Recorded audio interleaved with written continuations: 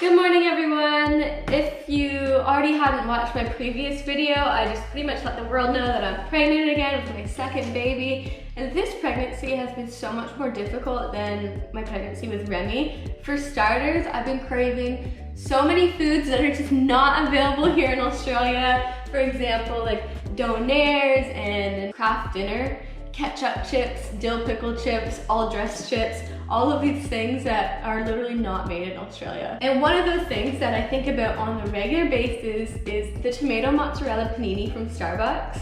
So today I'm gonna try to make a copycat version of it. Hopefully it turns out.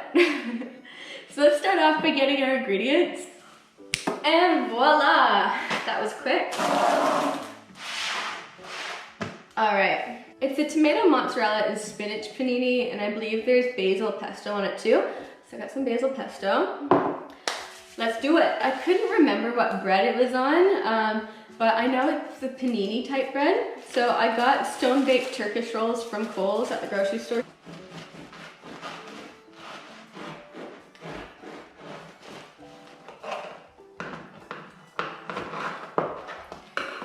I'm gonna start off by putting the basil pesto onto the flatbread here.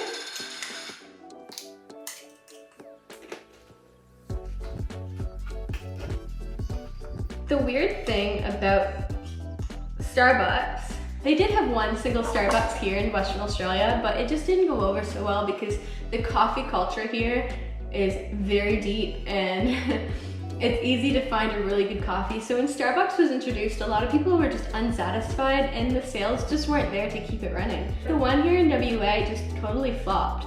So unfortunately for me, if I want a panini, a Starbucks panini, I have to make it myself. My mouth is watering already. I just, oh. Woo!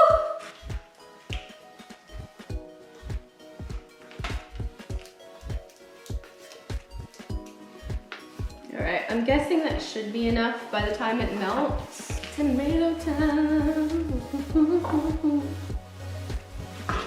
I don't know about you guys, but I really just hate these end pieces. I don't know what it is. I just don't like them.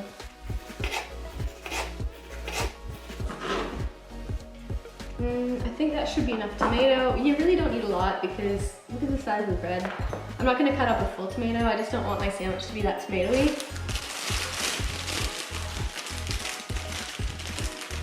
And spinach. Whenever I'm making a sandwich, especially like a grilled cheese or a toasted sandwich with cheese on it, I like to put cheese on both sides of the bread. That way your ingredients are like stuck in the middle and just really melted in there.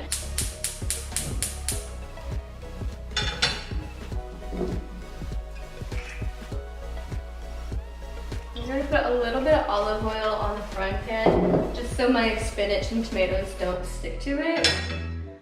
Spread that all around.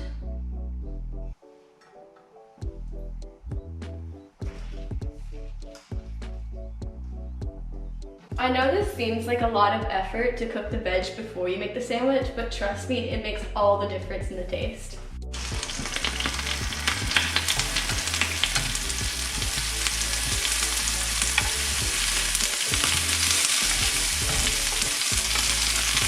Now I'm gonna put the cooked ingredients onto the sandwich. Gotta put it together, boy. And then we take this and we just set the whole thing right on there. Obviously, if you had a panini press, that would be the best thing to finish this off in, but I don't own one, so I'm just gonna cook it on one side and then flip it and then cook it on the other, and that just makes sure like the cheese is all melted in the inside and the outside gets nice and crispy and toasty, just how we want it.